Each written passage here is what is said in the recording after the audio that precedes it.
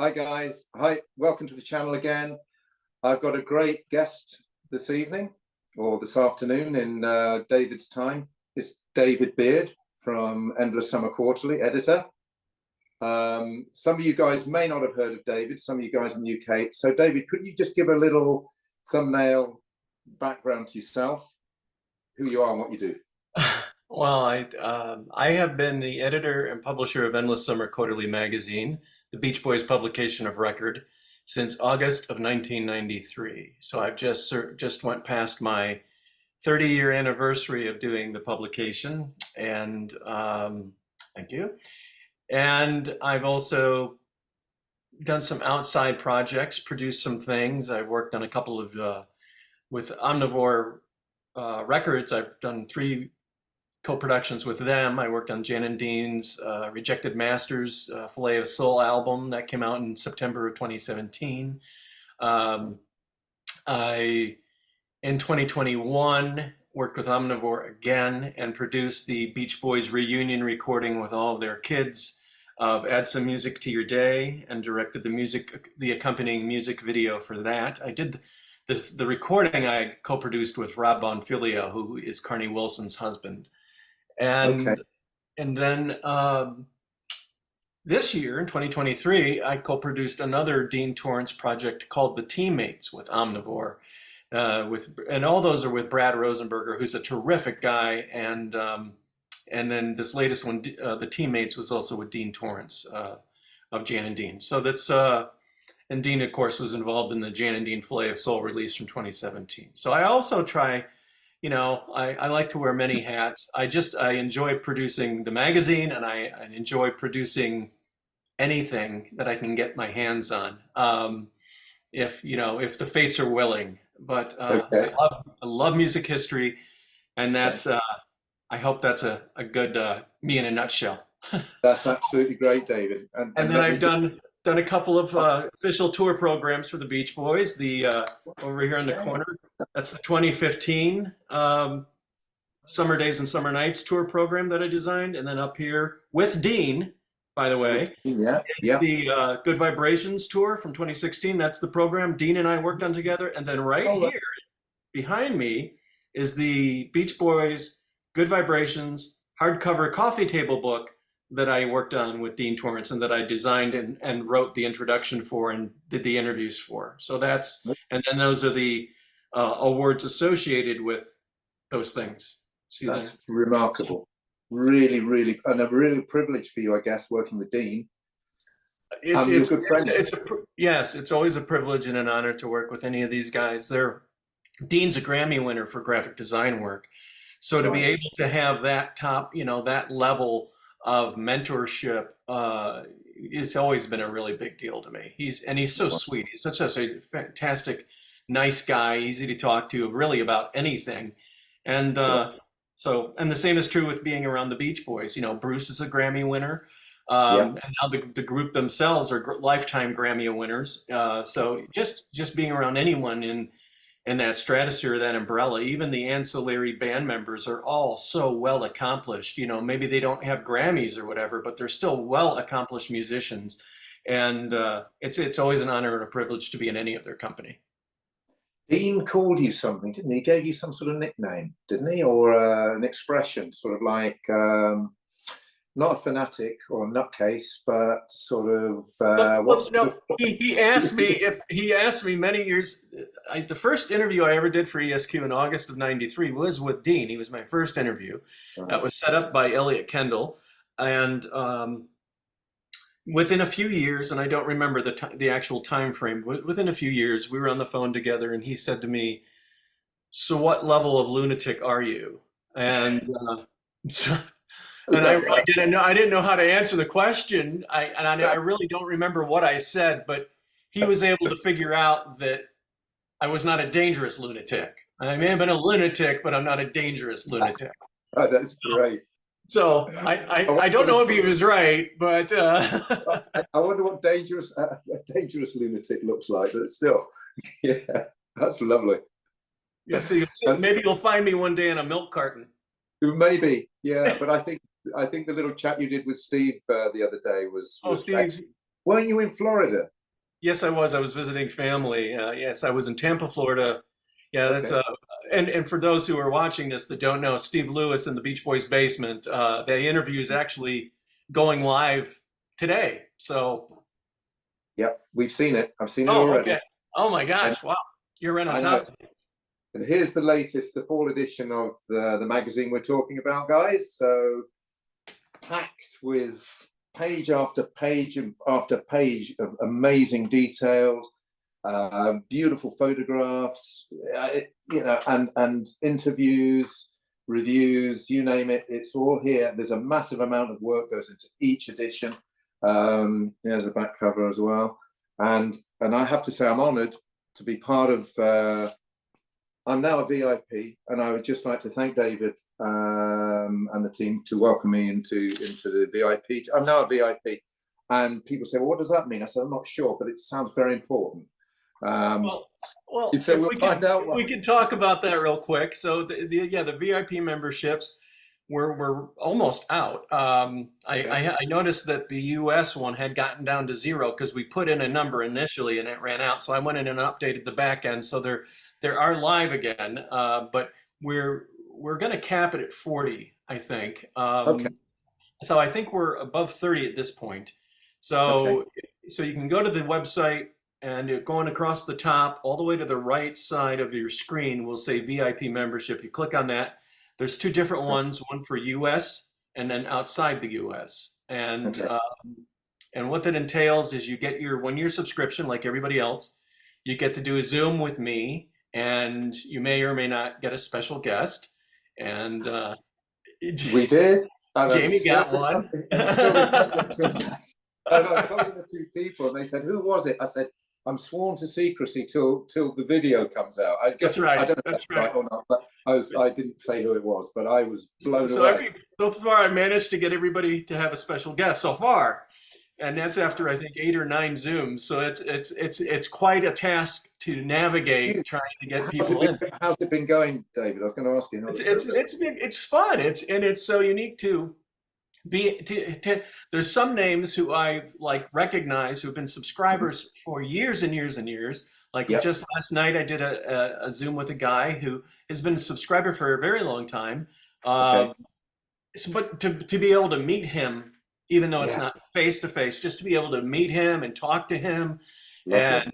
it is lovely. It's just a great way to connect with fans and to Nice. you know find out a little bit about one another, because I Yeah. wouldn't be doing ESQ if I wasn't a fan. So that's Sure.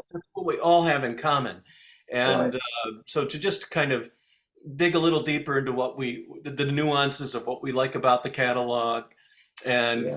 the group's career, what have you. And last night turned out to be very interesting because Okay. um, the guy I did the Zoom with is from Pittsburgh, and I'm a huge Pittsburgh Steeler fan. In fact, I'm wearing my Pittsburgh Steelers shirt, so Oh, that never went mind. very well. Are they any good? Are they any good? Well, it doesn't matter if they're pretty good, but it doesn't Okay. matter. I'm a fan. Once you're a fan, you're Okay. a fan, right? I It's suppose just so. like the Yeah, Beach yeah. Boys. They may put out a clunker album, it doesn't matter. It's just I'm still a fan. But so Okay. that and as you just held up the VIP thing, that's a PDF that each VIP member will get. That's watermarked with their name, because we don't want them to share it with anybody else because it's such an exclusive thing. And you just mentioned, so I've been doing this arc of this timeline in the Beach Boys career of the 84-85 era, which continued in the VIP PDF. But this was the first edition, the summer 2023. And Yes, then great. the one you just showed was the fall 2023. And actually, if subscribers or somebody were watching this and they'd want to get a subscription, and I would tell them to start it with this one, but read this issue first. Yeah. Because Yeah. the timeline, if you read this one first, it sets you up better for what happens with the 85 album. Yeah.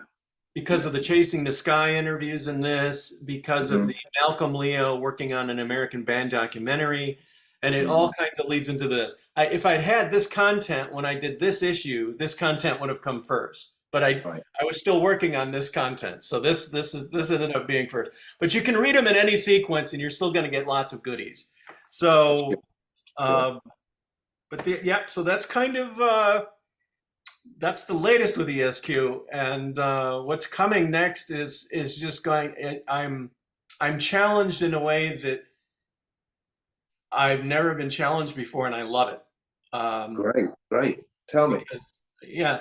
So as any longtime Beach Boy fan knows, well, I guess I don't know if hardcore is the right terminology, but Mhm. for those who are really into the minutia of the Beach Boys and really have have all their albums and know kind of most people are, then you may be familiar with the name Ron Altbach. And Ron co-wrote Lady Linda with Mhm.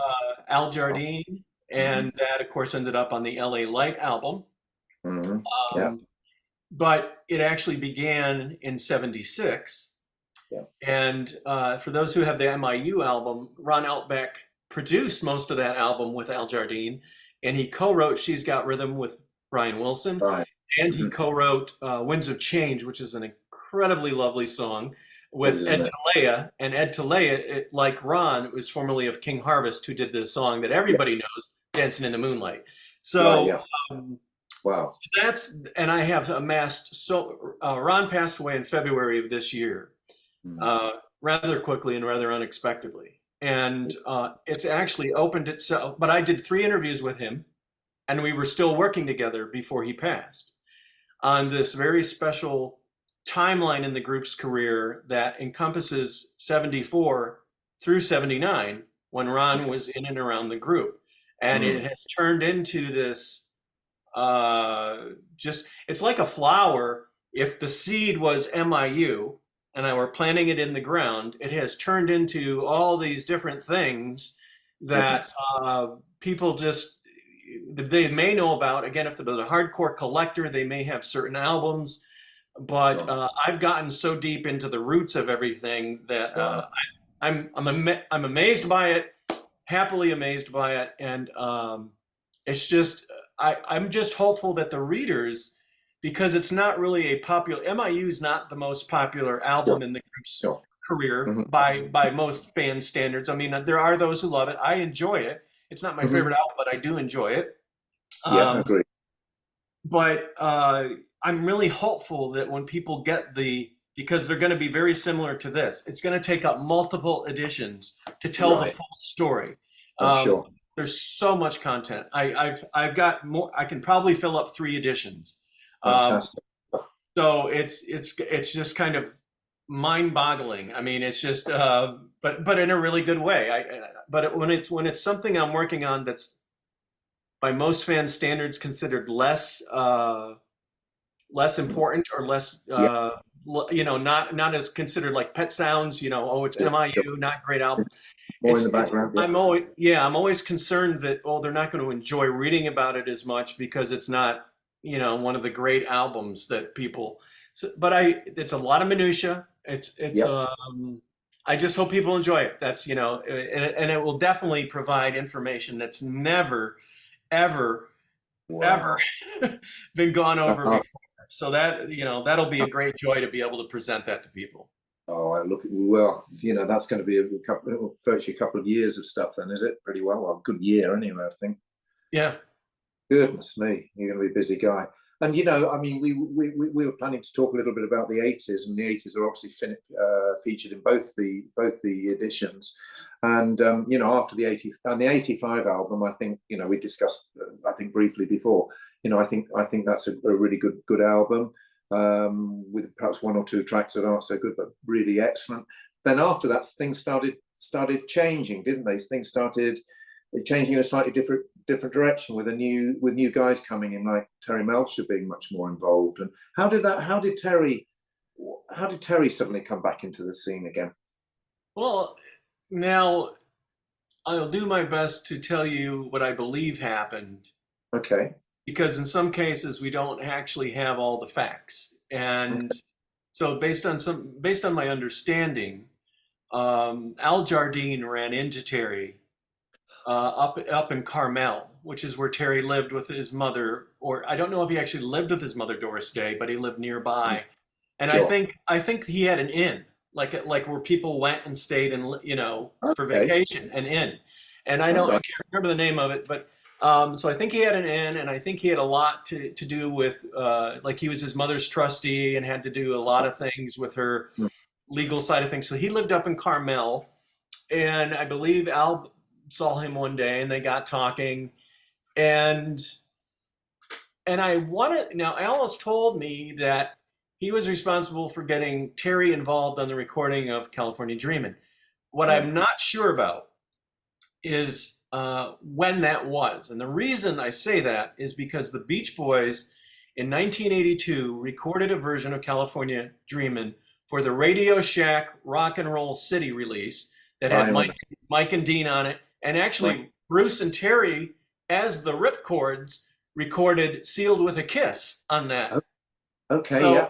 so that's where Terry is definitely, most definitely back in the picture because he actually recorded that song with Bruce as the Ripcords. So we know that Terry is back in at least talking to Bruce, at least. So I'm thinking when Al told me that he ran into Terry in Carmel, it was most likely that timeline, but I don't know that for certain. Mm. Now, so that's 82. The cassette comes out in 82, 83, somewhere around there, and then Probably, the Rock and Roll City cassette, the Mike and Dean yeah, project. I know. Yeah, yeah. And then fast forward, you have the 85 album, which brings Terry back. He is co-writing Get You Back with Mike. That's And right. then it ends up being the first single of the Beach Boys 85 album. And then in 86, we have Made in USA, which has two new recordings tacked at the end, which are Rock and Roll to the Rescue, which is I absolutely adore that song. So do I. Because of the video. Great. It's all a video, man. They're having so much fun together. Like, and Brian looks great. They all look great. Brian sings on the song really well. This is such a great song. And why didn't it chart particularly? Why, who was behind I don't remember what the chart position was, but I know it made the charts. I think it was about in the 58 or 65 or something like that. And I'm sure it was different in the UK than it was in the US. I haven't really looked at that, to be honest. I don't. I talk about. I was just going to say the enduring quality of what they did. I mean, they also did California Dreamin', and they made and that was the black and white video with Roger McGuinn and Michelle Phillips and Papa John Phillips. They made cameo appearances in that video. And here we are this year, Stranger Things, the television show, the Netflix series, season 4, includes that version of California Dreamin' in their soundtrack for the television series. And lo and behold, Iconic, who now owns the majority shares for the Beach Boys, goes and remasters the California Dreamin' music video, puts it back out because of the attention drawn to the song from Stranger Things. So that's the enduring quality of these recordings and how relevant they became. And Terry Melcher, for the 86 album, was behind those productions. He was behind Rock and Roll to the Rescue and California Dreamin'. And anyone watching this, if you really want to hear the best version of California Dreamin', in 2013, Alan Boyd and Mark Lynette, the team behind the Beach Boys archives, they got the 86 version of California Dreamin'. They remastered it, and they added I think the 82 version's beginning, which is the sound of the wind and the storm leading up to the song. So they tacked that on the beginning, and it made it an incredible piece of just an incredible recording. But that's where Terry Melcher comes in, made in USA, and he does Rock and Roll to the Rescue and California Dreamin'. So now that's 86. And all of a sudden, where I guess from a fan's perspective, we're thinking, okay, we got this 85 album. Here's this great compilation the next year with these two. One really fun video where they're at the beach, one kind of really somber, cool video in black and white. And now we're ready, right? Now we're primed. We're excited. And the next year they come out with Happy Endings with Little Richard. Now, Little Richard is he's a legacy artist. Sure. But it just left me a little flat. I don't know why. It's a pretty song. It's a very pretty song. And this is Terry Melcher. So all of a sudden, the Beach Boys are on this this trail of doing soundtrack songs Mm, yeah, because that's a way to guarantee that your song is heard. If your song is in a soundtrack in a movie on the yeah, screen, you're going to get heard. And in the 80s, that was a really big deal to right. have your song in a soundtrack because Yeah, just think about Back to the Future and Huey Lewis's The Power of Love. I mean, sure. just if you were in a soundtrack movie, if you were in a movie and you had a hit song in a movie, you were sure. And Kokomo is the perfect example of that from the movie Isn't Cocktail. it? It is. Yeah. So that's what they were doing. So in '87, you had Happy Endings, which a Yeah. great vocal from Carl, great vocal from the Mhm. guys. Yeah. I really would have liked it just to have been a Beach Boys recording, but that's just Did, my did it preference. chart? I can't remember if it Oh, charted, David. I don't know if it charted. Oh, So then I you don't go know. from that, and all of a sudden, 1988 comes, and they're Yeah. at the top of the charts. And they were actually playing Kokomo in concert before the movie even came out Yeah. because they were trying to see how well it would go over with the fans. And in it, the movie comes out starring Tom Cruise, Yeah. and it's a hokey movie. The movie is not very good. I know. The movie has never done anything for me, but the song just took off, I, and amazing. And it was really when the film came out, it sort of yeah, got a slow start, didn't it? You know, when it was yeah, first released. Yeah. hmm And then it took off, I think. big time, and it ended up selling. So its longest, I guess maybe this is. I don't know if this is in the Guinness Book of World Records or not, but Mm. the time frame was from 1966 with Good Vibrations, having been the group's biggest selling single, to Kokomo being their next biggest selling single and actually outselling Good Vibrations. And but I think that's comparatively speaking. I mean, that is Yeah. 22 years later. I mean, Mm. had Good Vibrations been released in 1988, I'm sure it would have sold more as well. Yeah. Just because of the Yeah. The way. access that people had to music and the way things were marketed Yeah. in '88 For sure. versus. Definitely. So, but I thought, when I remember hearing Kokomo for the first time I didn't hear it, I saw it. It was on Okay. July 4th. It was July 4th, 1988. It was that where John Stamos is wearing that horrible skinny pink shirt, and they show the video and they're at Disney or wherever I think they Yeah. filmed it at the Disney Resort. Okay. And it was this July 4th special. I was staying at the beach, in fact. All right. My brothers and I came back in, and we came back in to just change clothes or to do something and then go back out to the beach. It was dark. We Okay. stopped, the TV was on, and there were the Beach Boys doing Kokomo. And I stood there and watched it. And my brother went and grabbed whatever he had to grab. He comes back and I said, "No, hold on a minute. Let me just finish watching this." And I Yeah. finished watching it, and the first thing I said to him, without a step, I said, "That's going to be a hit song. That's going to be a big hit." And the reason in my mind that I felt that was true the moment I saw that video was because I associated the song with Surfin' USA. In All Surfin' right. USA, Mike sings about all the different surfing locations. For sure. Yeah, that's true. In Kokomo, they sing about all the different vacation spots, but Kokomo being the most important. And it wasn't whether or not Kokomo was real or not. It No. was they sold you the idea. They sold you the vision of going to this beautiful tropical location, just like Yeah. back in the 60s when the Beach Boys first came out. And if you didn't live in California, you wanted to go to California Right. because of the imagery that was Yeah. presented in all of their recordings. So to me, that's how Kokomo was very similar to Surfin' USA and all those early songs that transported you and made you want to go to Kokomo. Not Kokomo, Indiana, as it turned out, but just somewhere, somewhere in the Tropic Isles. Yeah. But no, I think that's why that was a part of success. And the other big part of Kokomo that was a success for me personally as a fan Mhm. was when Carl Wilson stepped up to the microphone and sang that beautiful chorus. I mean, that was, anytime you had Carl singing, we're talking about Terry Melcher. I'm just going to go a quick aside here. We're talking about soundtrack recordings. In 1990, the group put out Problem Child. and Yeah. that was written primarily by Terry, and it was about his son, and Okay. it was in this goofy movie. And Yeah. I Another one. enjoyed the movie because I like John Ritter. John Ritter starred in that, and I liked John Okay. Ritter when he was in Three's Company. So I always liked John Ritter, Okay. and Right. so I enjoyed the movie just for what it was.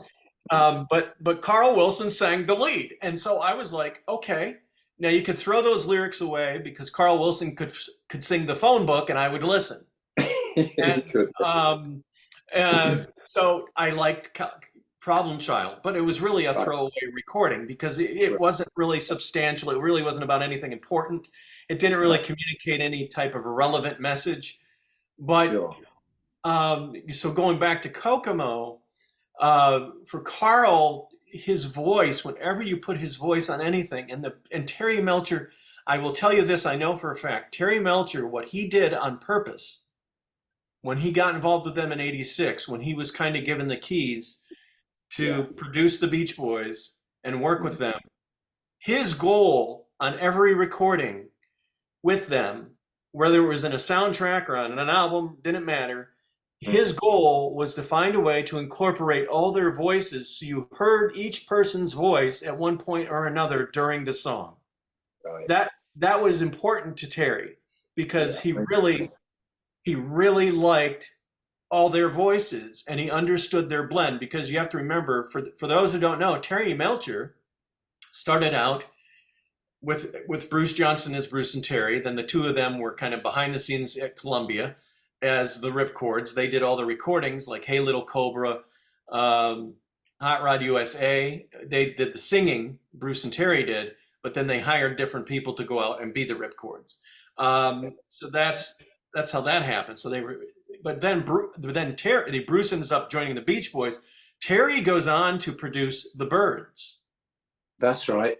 He did, So, didn't he? Yeah. yeah. And that's right. And after that, because go on. Sorry, I'm interrupting, David. Yeah, I remember now. Yeah. Yeah, so Terry, it was a significant California producer. Yeah. You know, he knew how to create the California sound. He knew he knew what it meant. He knew what it represented. Not just the idealism created by the Beach Boys, but he understood production and he understood how to get the best out of an artist. And so when here we are in the '80s and he's having this opportunity with the Beach Boys, he's looking at them from the standpoint of, I want to do stuff. I want to do magical things with these voices. I want to do things with these voices Right. that Brian used to do. That you know, I want to kind of not replicate it because nobody can replicate what Brian Wilson does, but find a way to kind of marry those voices and give each guy a spotlight so they can shine. And I think he knocked that out of the park on the Still Cruisin' album. I did, yeah, because he rotated vocals quite a lot on a lot of the leads, didn't he? Somewhere Near Japan is the perfect example. I mean, because Kokomo and Somewhere Near Japan are both songs that originated from Papa John Phillips of the Mamas and Papas. John Phillips wrote both of those songs. Somewhere Near Japan was originally called Fairy Tale Girls, and Kokomo was, I think it was called Kokomo, but it wasn't nearly as polished and worked out. Didn't have the chorus. And the chorus remarkably comes from this album. This is Terry's 1976 album that's called Royal Flush. And on this album is a song called Down in Mexico. And on that song are the words, "We'll get there fast and we'll take it slow." Love it. And so all these years later, he used that again for the chorus of Kokomo, which was missing from John Phillips' version of Kokomo. It didn't have a chorus. It didn't have the Aruba, Jamaica, ooh, I want to take it. Didn't have that. And so Terry came up with that. He came up with the we'll get there fast, we'll take it slow. So that was all a collaborative effort. Now, Mike Love came in, as he will gladly tell you, and as he's right to tell you, he came in and he changed some of the phraseology. It's where we used to go to where we want to go. So it's something something to look forward to, that we can play it versus it's in our past. And which changed the whole mindset of the song, because Right. if it's where we used to go, then you're just thinking about you and, you Yeah. know, Yeah. how, whatever. It's just, Yeah. oh, I wish I could get back to that, as Yeah. opposed to something to look forward to. So I love that. And it's just, and Scott McKenzie, Yeah. historically, who wrote, "If you're going to San Francisco, be sure to wear some flowers in your hair." He co-wrote Kokomo with John Phillips. Yeah. So right there you have California, two California legacy uh, writers, Yeah. and then you take Van Dyke Parks. Yes, that Van Dyke Parks fans who worked with Brian Wilson on Orange Crate Art Yeah. and the Smile music. That Van Mhm. Dyke Parks, he's on Kokomo. Then you take guitarist Ry Cooder. Yes, he's on Yeah. Kokomo. Then you take drummer Jim Keltner. Yes, he's on Kokomo. And what's interesting about the drumming on Kokomo is Jim Keltner, between 86 and 88 time frame, all musicians everywhere, even if they had a real drummer, like even Genesis, who had Phil Collins, Sure. they did a bunch of really creative things percussively, because Right. everyone was experimenting with percussion sounds. And so Okay. Jim Keltner, he actually went home and was experimenting with salt shakers and pepper shakers, and he Okay. was recording those things, like Right. using his utensils and banging them off the Mhm. stuff and Yeah. recording that, Yeah. and that's Yeah. what was used on Kokomo. That's fantastic. So he didn't actually do drumming. Now, Jim Keltner, if anyone's not familiar, you can look up the Traveling Wilburys, and he's the drummer. He's the unknown Sure. Wilbury who's on the Sure. drum. The Uptown Wilbury. He is, isn't he? So, Yeah. Definitely. so Oh, that's Jim Keltner. So you got that's- Van Dyke Parks, oh, yeah. Ry Cooder, Jim Keltner, Terry Melcher, and then the writers, John Phillips and Scott McKenzie. So just right there, the pedigree. So just think about Amazing. that I pedigree. know. It's just unbelievable, really, So isn't that's it? even before it On gets to top. the Beach Boys. I mean, so this is before it's even a Beach Boy song. That Yeah. pedigree right there, and then you add Mike Love comes in. He works on Yeah. some lyrics. Then it's a Brilliant. Beach Boys song, and then you Yeah. put those incredible harmonies and vocals on top of it, and you have this song that's been dismissed by so many people because Yeah. either because Brian's not on it, or Right. it's too cheesy, or whatever the reason is. But I don't care if I listen to any song that makes me feel good, or I get a little bit of a smile, or I tap my foot.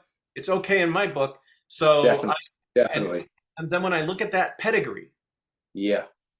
I'm like, how do you argue with the value behind that, or why would you want to argue about the value, the pedigree Yeah.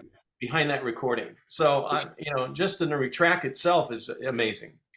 Did Jeff Foskett play on Kokomo? Did he play some guitar on Kokomo? He I believe he definitely participated on the recording. Off the top of my head, what was kept, I'm unsure of. No, because I understand he did some scratch vocals as well, and Carl didn't want them on the song. Was that right? Do you remember that? No, that's true with the '85 album, and it Oh, wasn't okay.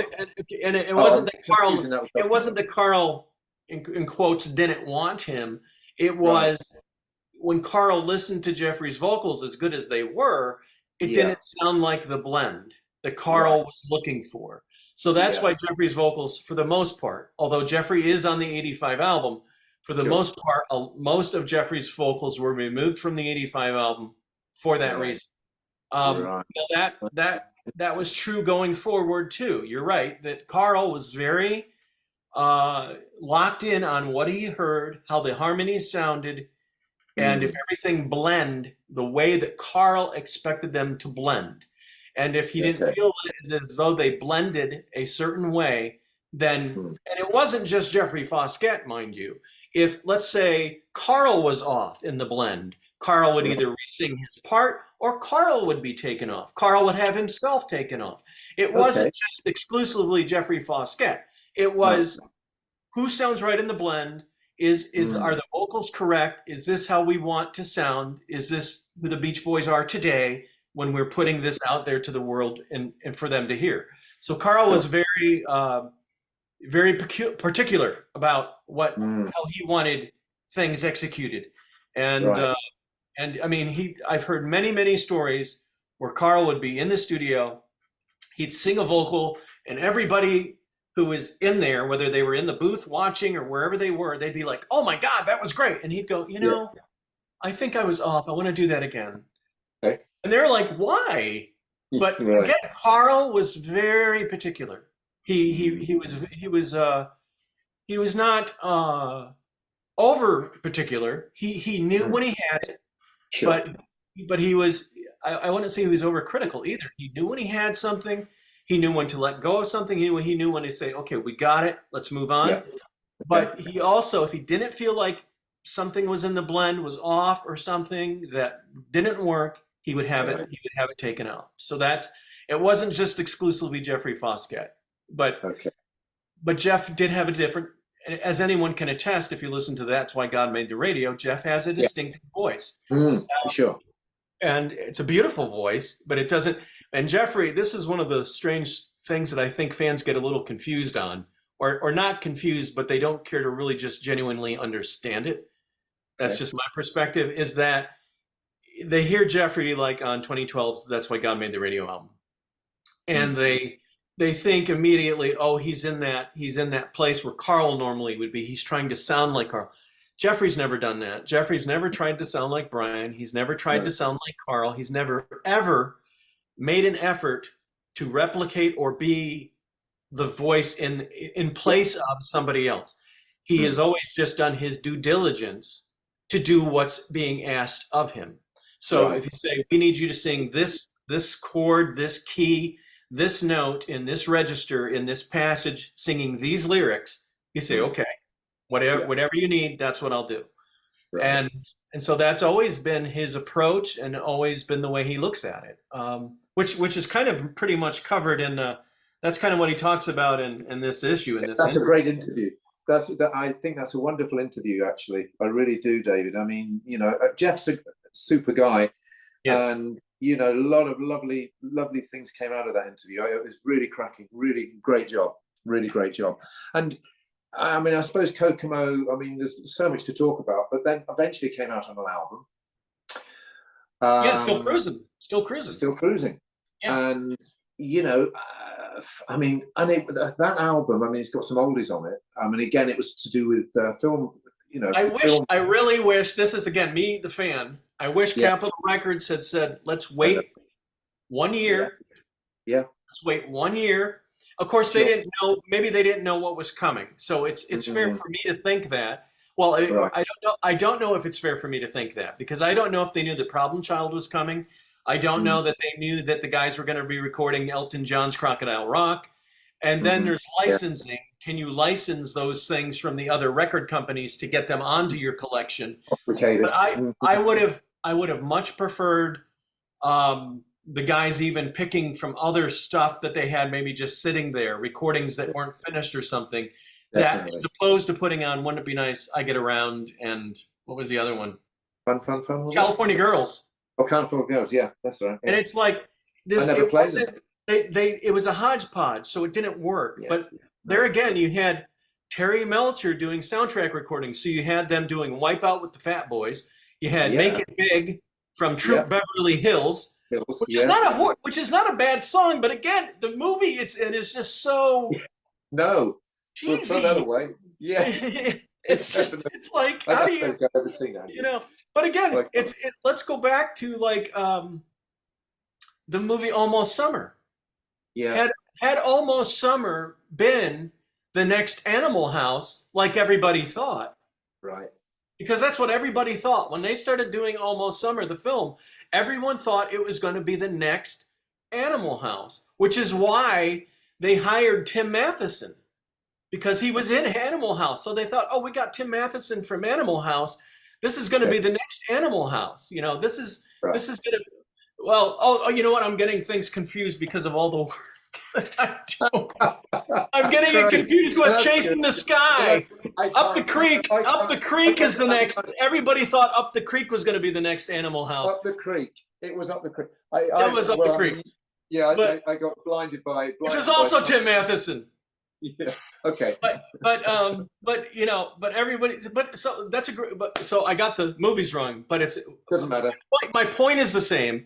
That everyone thought, because Spencer Proffer was a hot producer at the time, just as much as Steve Right. Levine was for the '85 album with Culture Club. Definitely. Spencer Proffer was a hot producer. So he Mm. produced the Up the Creek soundtrack. Everyone thought it was going to be the next Animal House. In fact, that's how it was marketed to everybody involved. Okay. It was called Animal House on a Raft.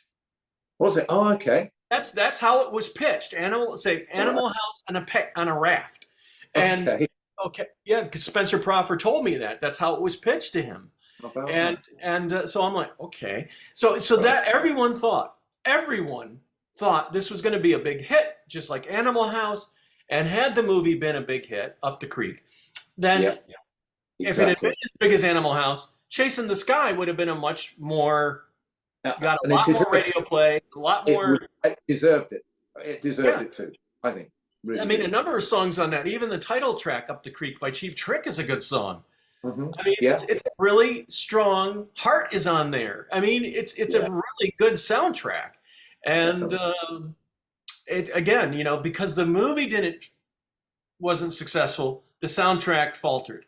And so Faltered, you run into that. The Problem Mm. Child did okay.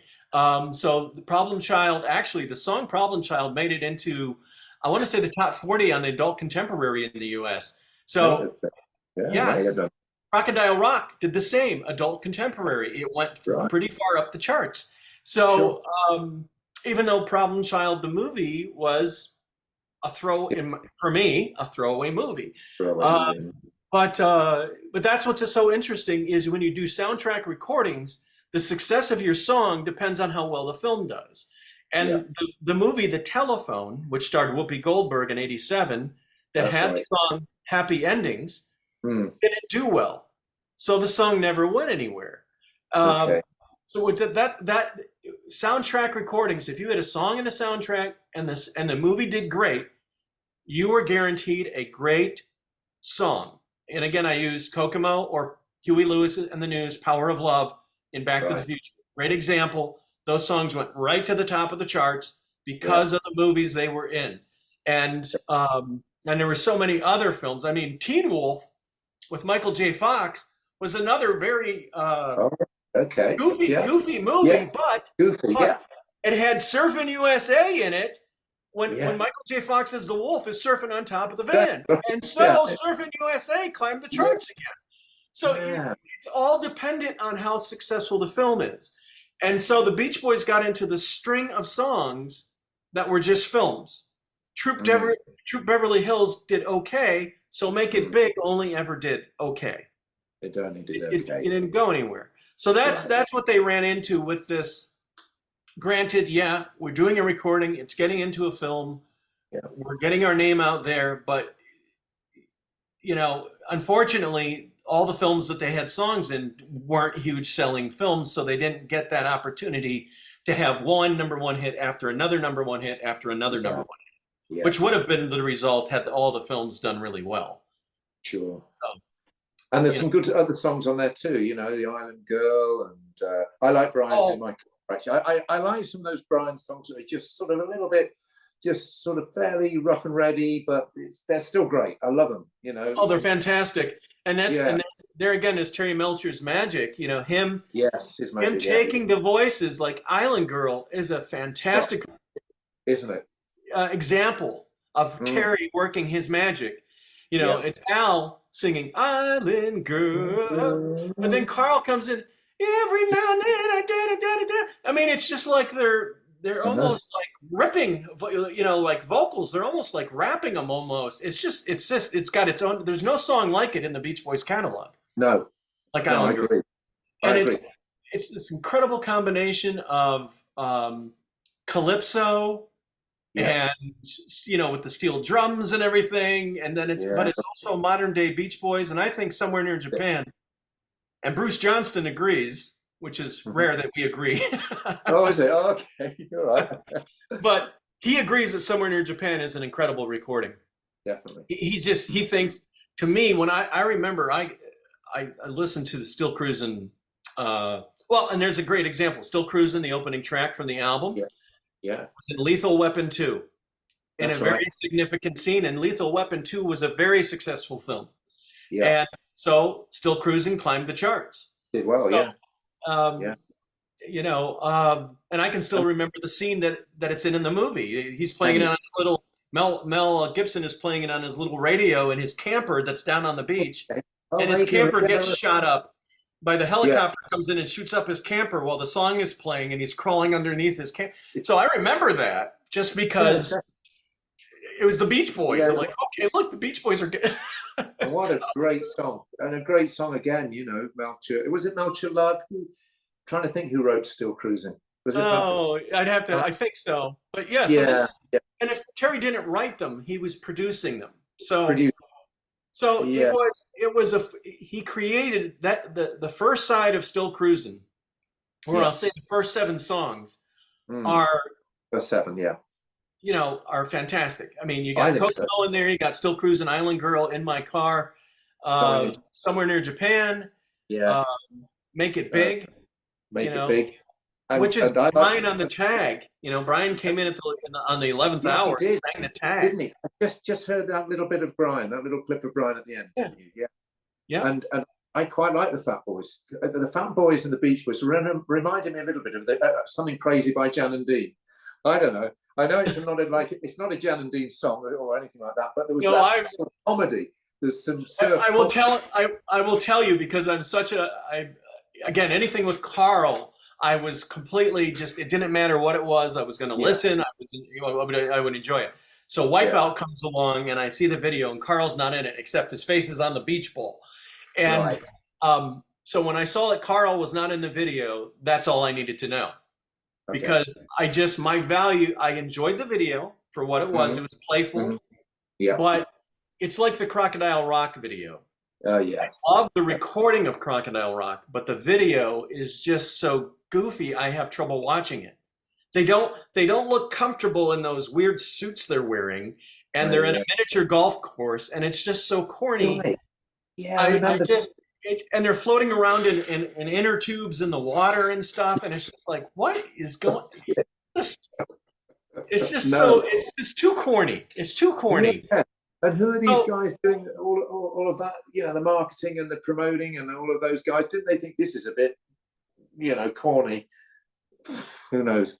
But if you're continually putting out material and so I will say that whether I liked a recording or didn't like a recording or thought, or liked one recording over the other or whatever, it does show they were from 85 onward. They were putting out material every year. It was great, yeah. Up through 91, and then in 92 we ended up with Summer in Paradise, which does have Lahaina Aloha on it, which is a lovely song. Carl just knocks it out of the park. Okay, and that's a Terry Melcher, Mike That's Love album. Yeah. That's them. But the problem with Summer in Paradise is Pro Tools had been discovered. And Terry Melcher and Keith Wessler together used Pro Tools to put that album together and used drum machines. Yeah. Okay. And I think that's what hurt the whole Pro Tools thing is what hurt that album. Yeah. Because that's what I think. It sounds synthetic. It doesn't, the vocals are real, but the rest of it sounds just not meaty enough. And I think a real drummer and a better production, not Pro Tools, would have benefited Summer in Paradise a lot more.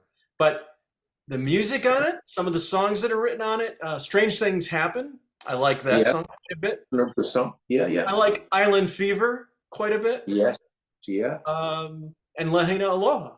Those are really wonderful recordings. You got a handful of really, really good songs there for sure. Yeah. It's sort of Lost Without Trace. It sank without trace in the end, didn't it? Pretty well. I mean, I don't know. Yeah. I still enjoy it.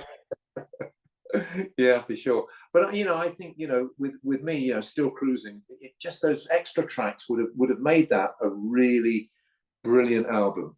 And it was just like a half. You think, oh, well, those oldies on there as well, and it was just like. I wish that they had gotten license approval to get Chasing the Sky on there, and then It's a Beautiful Day from Americathon. It's a beautiful day. You know, I Because used to wake up. I was on shift work. I used to work at a brewery in the south of England. I was a shift manager. At that time, I think I was working in the bottling department or something like that.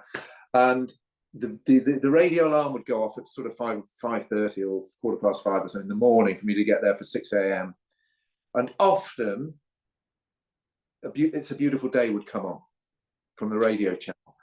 And I went, oh, it's the Beach Boys. Yeah, that's a terrific song.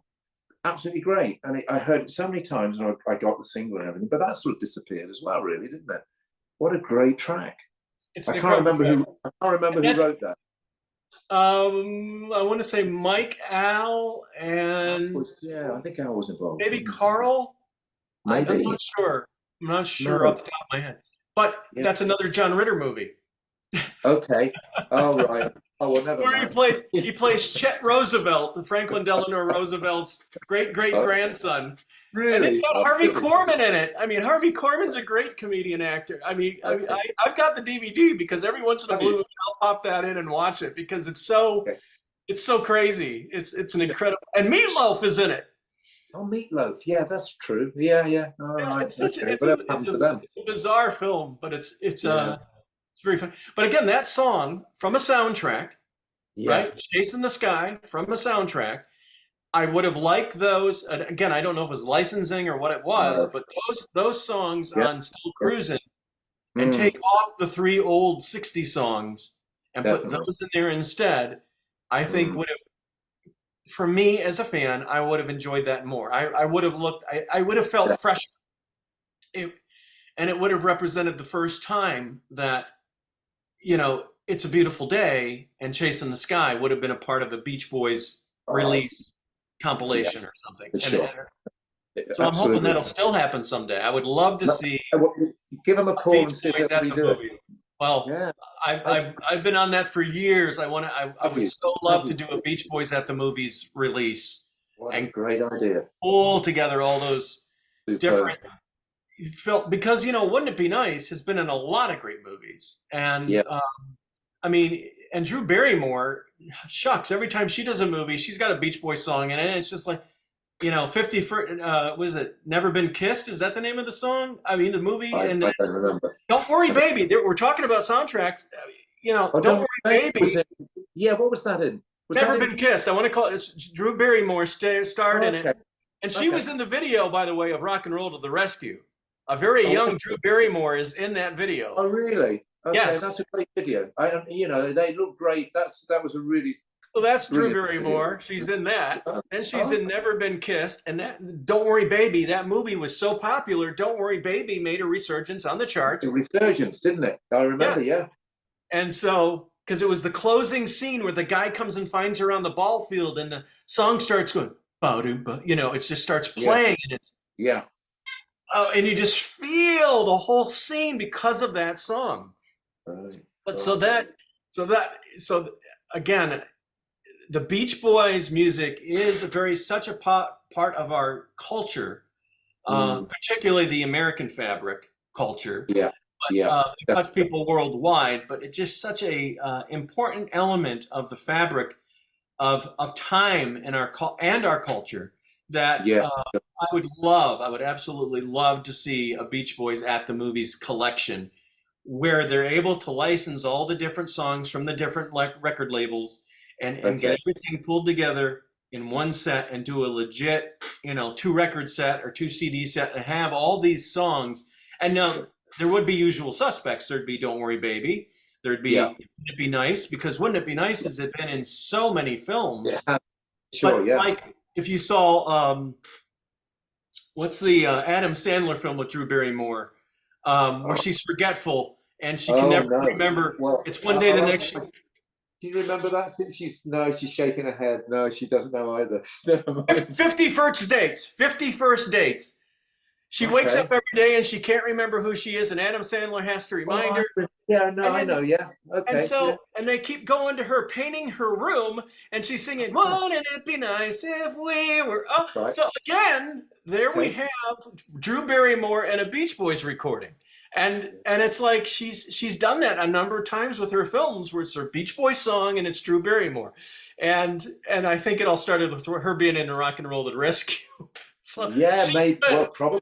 She's good for the Beach Boys. So anytime you Absolutely. put her with the Beach Boys, I would love to interview her someday. I think she'd be a terrific interview. She seems to be a really kind soul. So I think she'd be a hoot to talk to. Oh, right. You track her down, okay? I suppose. We'll see. Okay. You never can tell. You never know. Well, you've got lots of interviews to do yet, I guess, haven't you?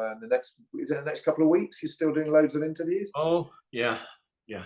Wow. How are you going to get those all edited and or I don't know if you edit them or well, you obviously edit them. That's a mammoth task in itself, isn't it?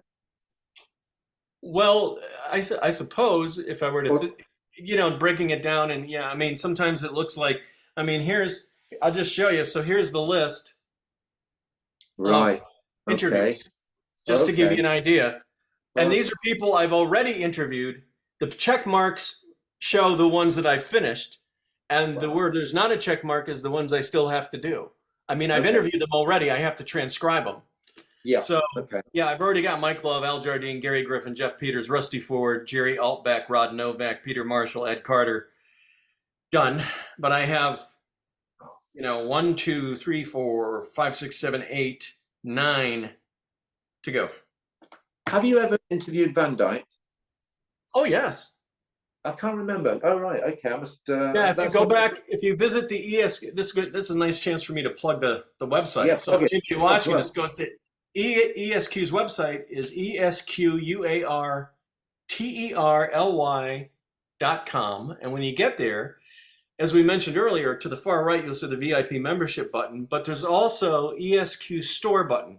And if you Yeah. click on that, it'll show you all the back issues. And we've been publishing since August of '93. So there's 30 years worth of magazines. Now, some of them are discontinued because we've completely sold out of them. Right. But the Smile stuff Oh, is still there. I And think I need to get that, David. I really need to get those. I do, for sure. so there's some great Van Dyke Q&A with Brian, in fact. Yeah. Oh Okay. yes, we got plenty of Brian Wilson interviews Oh, that I've done I'm for the year. going to need to go through the store and double check and So you get can, those. and if if it's 30 years, how am I going to find them? Well, there's a search button that you can just type in whatever you're looking for, and that'll bring up, Okay. issues that are relevant to your search. So you can find, if you want to look for Carl Wilson, you can find it. If you want to look for Brian Wilson, you can find what we've done with Brian, Van Dyke Parks or Smile, what have you. Fantastic. And I think today, isn't it the anniversary of, didn't Brian Smile come out this day in 2004, I think? Oh, I think maybe. it did. I think it Maybe. did. Yeah, I read it somewhere today, I think. I might have been on Okay. Brian's website, on his Facebook, I think. This day in 2004, Brian Wilson, what did he call it? Brian Wilson, Presents Smile. Yes, Yeah. it does. Today in 2004, he released his 5th studio album, Brian Wilson Presents Smile. presents. Wow. Mind blowing. Yeah. Utterly amazing. It just ceases to disappoint and never will. It's one of the classics of all time. But yeah, so what about the rest of the 80s, David? We pretty well covered it, you think, as far as we can, or have you got anything else you'd like to add? I think so. Yeah. I mean, it's just I kind of thought, this is a great opportunity to kind of remind people of Mm, the pedigree behind the writing of Kokomo, that Yeah. if anybody were to just think, well, Kokomo's a throwaway song, it doesn't have Brian on it, just to But- that thing, Yeah. Brian was invited to be on the recording. He ended up being on the Spanish version. Spanish one. Yeah, I've listened to that. It's a pretty good version, actually. Yes. So he's on that version. And the reason he's not on the original version, the US version, is because Brian at the time was with Dr. Eugene Landy, and Eugene Landy blocked his participation. Yeah. So what are you going to do? Crazy. It's still a great song. And Brian, the same. What was so strange, I was working in a record store at the time. Wait. It was so strange to me that Kokomo was at the top of the charts, and then Brian's solo album, which I'm pointing to the Oh, promotional copy of it over here. I'll grab it. oh, yeah. So this is the hard cased. Oh, lovely. Oh, yeah. This yeah, is the for sure. promotional leather Okay. booklet. leather. It came in. Oh, wow. That's fantastic. I haven't seen one, I don't think. Yeah. So that's yeah. It was almost coincidental that they came out the same month, didn't they? Just Didn't months, but very, very close to one another. Brian's very close album to one came out another. first, I think. And, Yeah. and had Love and Mercy been a Beach Boys song, Well, they would have had two huge hits. for sure. Because Kokomo is an A side and Love and Mercy is the B side, That's right. it would Yeah. have it, Wouldn't it it? would have been like, wouldn't it be nice with God Only Knows on the back? Yeah. Just, And I love that album. It was so great that it came out. it's a and I great think album. It is, and I think Brian, he did participate fully, as far as I know. Would you say that's fair? Or he was really right in it. On the Or- '88 album. Yeah, Oh, he's very, very involved. yeah, Very yeah. involved. And also the reissue. The reissue. There's some outtakes or some alternate versions, aren't Yeah, there, on the? And Go I on. was just going to say, anyone who likes Brian Wilson, if you don't have the '88 album, that you got to get it, because and here's the actual what the album looks like. Yeah. But the song Rio Grande is Oh, just yeah. incredible. It's Isn't it? just like it's like Smile, and this is actually the reissue from That's the Rhino reissue. with all the Yeah. bonus, Fantastic. all the bonus Yeah, stuff on there's it. some wonderful stuff in there. Really, really great.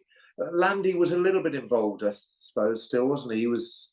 Did he? Well, yet at this time in Brian's life, yes, Yeah. Was he? he Did was very I suppose- involved. I don't know if he actually co-wrote anything really, but he reckoned he did. I suppose, didn't he? He got his name on a lot of the tracks. That's the best way to say it. Yeah. He didn't really write anything, but he reckoned No. he did. Yeah, that's right. Yeah, for sure. Oh no! But then, from the other side of things, look at Brian's shape in '85. I mean, look at him. There's when no did rock and roll doubt. That's right. There's no doubt that saved his life. I think. Eugene probably saved Brian's life, and he got him back in great condition. Mm, His health back. I mean, he Yeah. went from a very obese man who was in horrible health to mm, being in the best health he had been in probably over 10 to 15 years. incredible. So I mean that's significant, and I don't think anyone's ever, at least I certainly never would, question that or look disparagingly on that. Right. I think if Dr. Landy had not been reinstated in Brian's life, because it was the second time he was actually with Brian when he came back, Yeah. that he, I don't know if Brian would still be here. Right. Yeah. It's just one of those things we don't know, but Mm. I don't spend much time speculating on it. I mean, he did No. get Brian back into great health, and I think that's important to recognize. I think at the time of the Beach Boys '85 album, I think he was running about, I don't know, about 8 miles a day or something. I read that somewhere. Running 8 miles a day. I mean, that takes a lot of effort, for sure. You normally run 8 miles. You don't want to run again for a few. And he was weeks. swimming a lot too. He was And also swimming. Yeah, yeah. And on the Love and Mercy, where he jumps off the boat with. That supposedly really happened. It's supposed to have really happened with his. Yeah. Were they married at that point? No, No, they weren't, Melinda. Not at that point, were they? But they escaped off the. I thought that's terrific, jumping on and swimming to shore. It looked quite a way, actually. I don't know how far it actually was, but No, it looked, my understanding that actually did occur, where they did jump off and swim to the shore. But I don't know if it was as far out as the movie depicted, or I don't. No. That part I don't know. And Brian, now they've got quite a lot of adopted young'uns, haven't they? I'm not sure how many they've got now. Do you know? Quite a few, I think. Really? 5? Probably. I think. Yeah, There's Daria Delaney, Dash, Dakota, Dylan. right. So That's fine. there's 5 I was able to. I don't know if they have more, but more power to. I'm adopted, so I appreciate that they've adopted those children and brought them Big into time, a good home. big time. But it ain't easy. That's hard. It's a hard graft. I know they obviously have help, but a lot to take on. You've come Yeah. through it okay. It worked out okay for you, didn't it? Still here. You're still here. And you're making people smile. And I mean, this has been a great evening. David, I guess we'll I know we'll talk again. And Absolutely. I've probably taken up a lot of your time, and I'd like to thank you very much for coming on the channel and giving us so much wonderful information and insights into the best band in the world. I pray we may see something else from them in the future. Who knows? But got to leave that with the powers that be, I suppose, or with a good Lord. Mm-hmm. Yeah. Well, thanks So, for having David, me on. I've really enjoyed it. a real pleasure, and have a good rest of the day. So you